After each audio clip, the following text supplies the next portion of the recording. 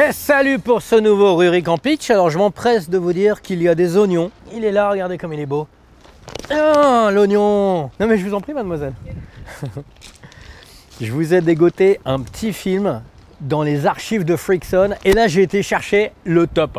Le top, c'est Shark Week, un film de requin produit par Asylum. Et là tu fais, oh putain c'est Asylum. Ouais mon pote, c'est Asylum. 3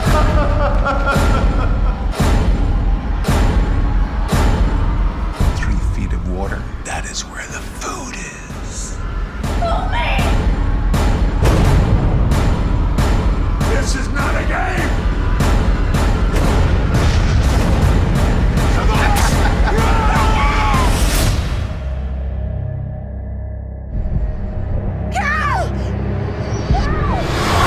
Alors je vous dis oui ou Asylum, Asylum, tout ça, vous m'avez dit, oh bah vous m'avez dit là, je vous ai entendu, vous avez dit Asylum, mais oui mais Asylum, qu'est-ce que c'est que Asylum?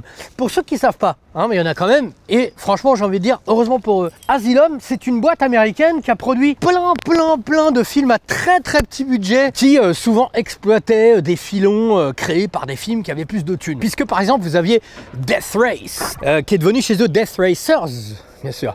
Transformers, on connaît tous, qui est devenu chez eux Transmorphers, et plein de petites choses comme ça très fines. Alors forcément les films de requins, ça a toujours cartonné depuis que notre ami Steven en a fait un il y a très longtemps. Et il y a eu des très bons films qui ne sont pas Les Dents de la Mer, hein. Il y en a des rigolos un peu bisseux, Rital, comme par exemple La Mort au large de Monsieur Castellari, mais il y a eu des trucs relativement plus récents avec beaucoup d'argent, comme par exemple Peur Bleue, Deep Blue Sea de Renny Harlin. Moi je trouve que c'est vraiment très bien Peur Bleue. Il y a eu un truc très intéressant, un film de requins quasiment sans requins qui s'appelle The Reef, avec des gens qui nagent en sachant qu'il y a des requins, mais on les voit presque pas de tout le film. C'est vraiment brillant. Le film de requins, c'est vraiment comme James Bond, ça traverse les décennies et il y a toujours des trucs brillants à travers toutes ces décennies. Mais il y a aussi de la merde. Les requins sont la vie incarnée. Ce sont des créatures anciennes, les êtres les plus purs qui existent en ce monde. Des dieux. Je m'empresse de vous dire que c'est pas forcément de la merde hein, qu'on va regarder là. Non, c'est marrant, Shark Week. Je m'étouffe, c'est le poids de la culpabilité de vous avoir menti. C'est quand même un petit peu de la merde, mais c'est quand même un petit peu marrant. C'est réalisé par machin Olonray, je sais pas qui, le fils de Fred Olonray. Alors vous allez me dire, c'est qui Fred Olonray? Et là je vais dire, putain mais c'est incroyable que vous ne connaissiez pas Fred Olonray. Fred Olonray, c'est un gros boss du cinéma Z. C'est un peu comme Charles Band, vous voyez cette... c'est pas une action, hein, c'est son nom, Charles Band. Et ces mecs qui ont fait plein de films comme ça. Fred Olonray, il a fait, depuis les années 80 jusqu'à aujourd'hui, il a fait énormément de films en tant que réel, en tant que prod, un peu en tant qu'acteur, etc. C'est une sorte de pierre angulaire de la série B, série Z américaine, notamment, hein, que j'aime beaucoup, qui date pas d'hier, qui s'appelle Armed Response, avec David Carradine et Lee Van Cleef. Donc David, toujours un petit peu bis, et Lee Van Cleef en fin de carrière. Mais c'est quand même sympathique, voilà. 3, 2, 1... Trop tard. Je vous ai emmené dans mon salon, pourquoi? Parce qu'il y a marqué Statham. C'est pas un truc de ouf ça, c'est pas moi qui l'ai tagué, hein. C'était écrit là parce que c'est le destin.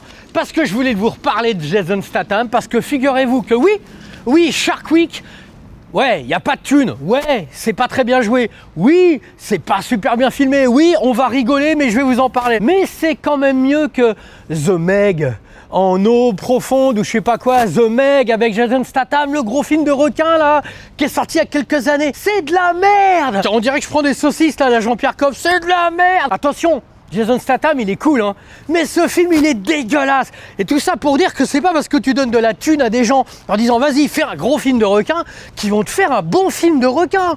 Pas du tout. Parce que t'enlèves Jason Statham de The Meg, il n'y a plus rien, c'est de la Meg, mon pote. The Meg, plusieurs fois, je me suis dit, j'en ai marre, je vais couper. Et ben, j'ai regardé dans la nuit Shark Week, et ben j'étais éveillé, je me suis dit, oh, c'est cool, en même temps, je buvais un café et je regardais du porno sur mon téléphone. S'il te plaît, Thibaut, tu t'amuses tout seul. Est-ce que je peux regarder?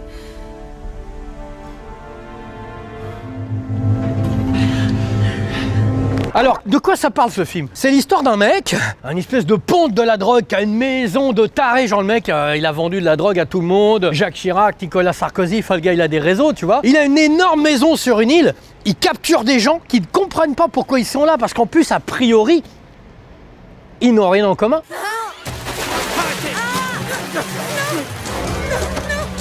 Et il leur dit, voilà, cette piscine mène à la mer. Il y a un couloir qui mène à la grotte d'après, puis à une île, etc. Dans chaque endroit où vous allez vous retrouver face à des requins différents. Requins tigres, requins marteaux. Et à chaque fois, il va falloir les combattre. Bref, le mec est un fan des requins, il veut surtout punir les mecs. On ne sait pas pourquoi. Tout ça, c'est un prétexte pour avoir des requins mal faits en CGI et des gens qui parlent. Parce que quand on n'a pas d'argent, mesdames et messieurs, oui, il n'y a qu'une dame. Quand on n'a pas d'argent, hein, et qu'on fait un film de requin, on fait quoi? Bah on discute. Alors toi? Bah moi j'ai peur. Bah moi j'ai peur aussi. Et qu'est-ce qu'on pourrait faire? Bah je sais pas, on pourrait essayer de trouver une solution. Bah ça c'est une bonne idée, toi t'en penses quoi? Bah moi j'ai peur aussi. Bah comme moi, voilà, pendant 15 minutes et hop, et on met pas de requin et emballer, c'est pesé. Et en voiture Simone, c'est un petit peu ça. Mais il y a quand même des séquences rigolotes.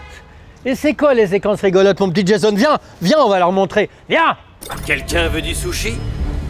Le film est marrant, mais vraiment c'est un film marrant. Mais attention, parce que Asylum, je vous en ai parlé tout à l'heure, ils ont quand même la faculté de comprendre. Alors, je sais pas comment ça s'est passé dans leur tête, mais au bout d'un moment, ils se sont dit, bon, les mecs regardent nos films parce qu'ils sont un peu rigolos, ils sont un peu bigger than life, genre Three-Headed Shark Attack, tu vois, Mégalodon contre Giant Octopus. D'ailleurs, le fils de Fred Ollenreich qui a fait le film dont je vous parle là, on a réalisé plusieurs de ces films-là, dont Almighty Thor. C'est pas Thor, c'est Almighty Thor, avec, comment il s'appelle? Merde! Tu sais, pas Johnny Depp, mais l'autre mec là de 21 Jump Street là.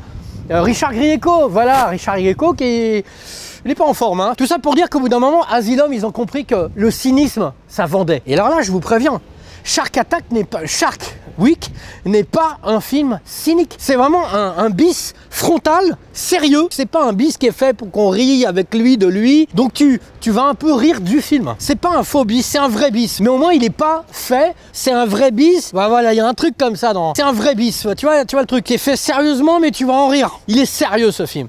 Si tout ça n'était pas si terrifiant, ça pourrait être beau. Ça t'empêche pas d'en rigoler. C'est que les requins dans l'eau.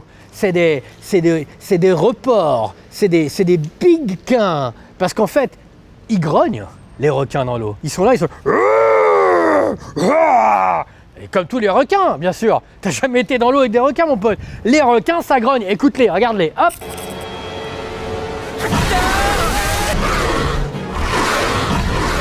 Tiens, Jason, tiens, ça t'apprendra à venir me faire chier sur le tournage. Et à faire The Meg. Alors, il y a aussi d'autres petites séquences marrantes, comme par exemple... la salle de contrôle du méchant. Sa salle de contrôle, c'est 2 MacBook 13 pouces. Voilà. Comme ça avec son cigare. 2 MacBook 13 pouces. Asylum.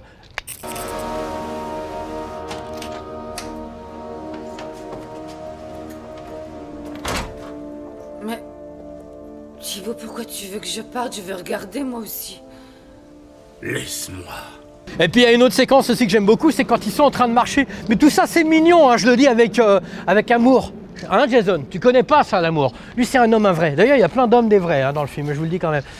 Quand on n'a pas vraiment d'argent et quand on tourne à 150 mètres d'un 7-Eleven, il faut essayer de faire croire qu'on est vraiment perdu dans la jungle. Donc qu'est-ce qu'on fait? Quand des mecs marchent, on fait du montage complètement psychédélique pour rendre incroyable des gens qui marchent dans la forêt du Bois de Boulogne.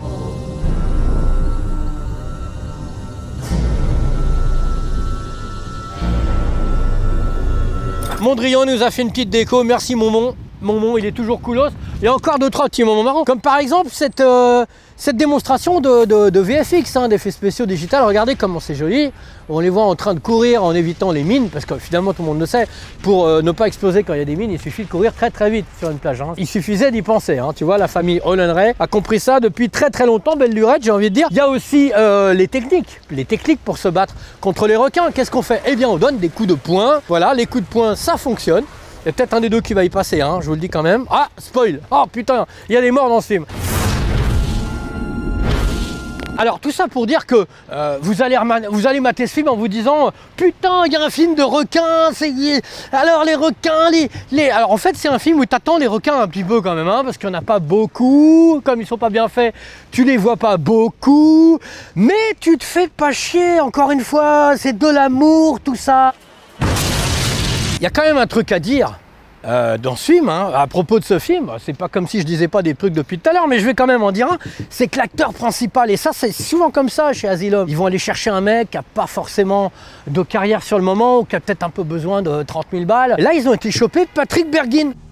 Est-ce que l'un d'entre vous saurait dire pourquoi? Patrick Bergin, dans les années 90, il a joué Robin des Bois dans une version contemporaine de celle de Kevin Costner. C'est le Robin des Bois qu'on a un peu oublié. Il a aussi fait Mes nuits avec mon ennemi. Donc il a quand même une carrière, Patrick Bergin. Et là, il joue le méchant, voilà, comme je te l'ai dit, les cheveux comme ça, la barbe blanche, le cigare, genre je suis le méchant. Mais il est juste, il est juste. Même si c'est un faux espoir.